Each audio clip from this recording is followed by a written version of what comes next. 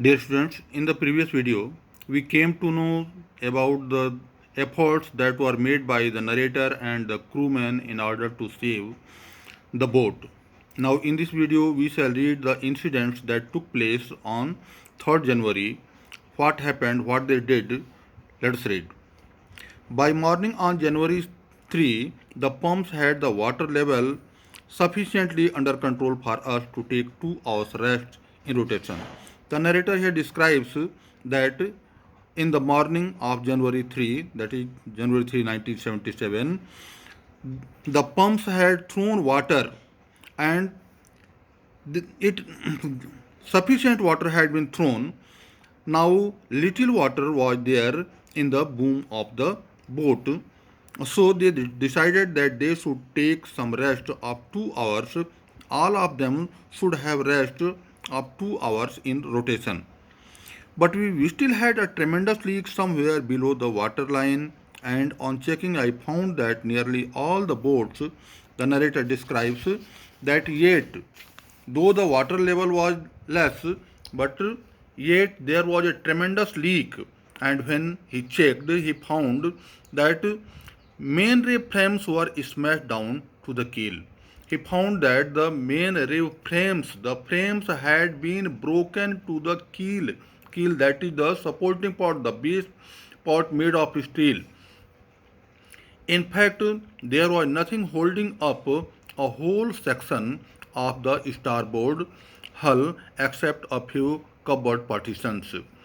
The narrator here wants to describe that approximately the complete starboard side, the right side, had been broken. Only a few cupboard partitions had been left, and they could not keep the boat in a good way for long. We had survived for 15 hours since the wave hit, but wave walker would not hold together long enough for us to reach Australia. The narrator decided, he thought, that though they had survived for 15 hours, the boat had helped them to survive for 15 hours after the enormous wave had hit it. But it was impossible for them to reach Australia in that ship.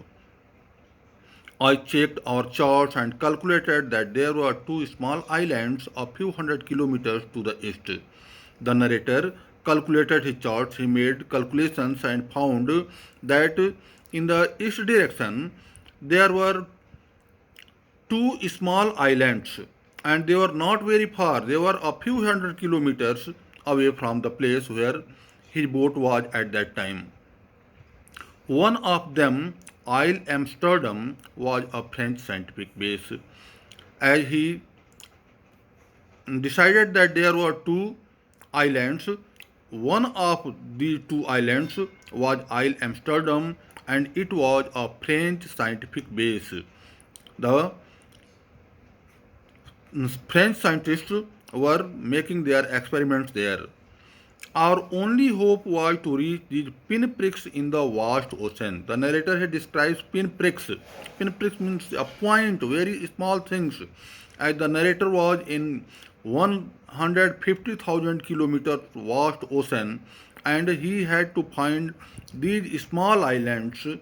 So he says these islands pinpricks, and only hope for survival was that to reach any one of these islands.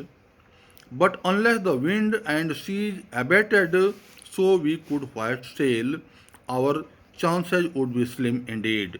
The great wave had put our auxiliary engine out of action. The narrator here describes that unless the wind and sea abated so we could hoist sail. The wind was blowing, it might blow strong, and so the narrator thought that they should hoist their sail, though there were little chances, yet human beings should make their efforts, and thinking that, the narrator continued his efforts.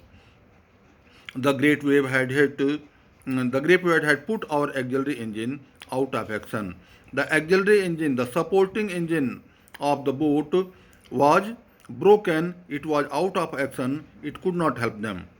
Now, On January 4, after 36 hours of continuous pumping, we reached the last few centimeters of water. On January 4, they had continuously pumped 36 hours, and now they reached a few centimeters of water left in the hull of the boat. Now we had only to keep pace with the water still coming in. As the narrator has already described that there was a tremendous leak, so now they had to keep the pace with the water that was coming through that leak. We could not set any sail on the mainmast. The narrator says that on the mainmast they could not go ahead using their mainmast, they could not go ahead, they could not set any sail. Pressure on the rigging would simply pull the damaged section of the hull apart. Pressure on the rigging here means the cords that had been used to tie. The narrator says that the pressure on those cords would simply pull the damaged section to the hull apart. They could put the broken section, the section that had broken, the starboard section had been broken, and if there was pressure on rigging, on the cords, on the threads, that portion might get apart. So we hoisted the storm jib and headed for where I thought the two islands were. Now, so for that very cause, they hoisted the small jib and moved towards where the narrator had thought that the two islands situated. Mary found some corned beef and cracker biscuits, and we ate our first meal in almost 2 days. The narrator here describes that his wife Mary brought some corned beef and cracker biscuits, and in almost 2 days they had their first meal. That was not enough, but nothing, something is better than nothing. But our respite was short lived. At 4 p.m., black clouds began building up behind us. Within the hour, the wind was back to 40 knots and the seas were getting higher. The narrator says that their respite, their relax was short lived, it was not long lived. And on the same day, that is on the 4th January, at 4 p.m., once again there were black clouds began to gather behind them, and within an hour, when he saw the black clouds, within an hour, the wind speed became 40 knots per hour and the seas were getting higher. And now there were high waves once again in the ocean. The weather continued to deteriorate throughout the night, and by dawn on January 5, our situation was again desperate.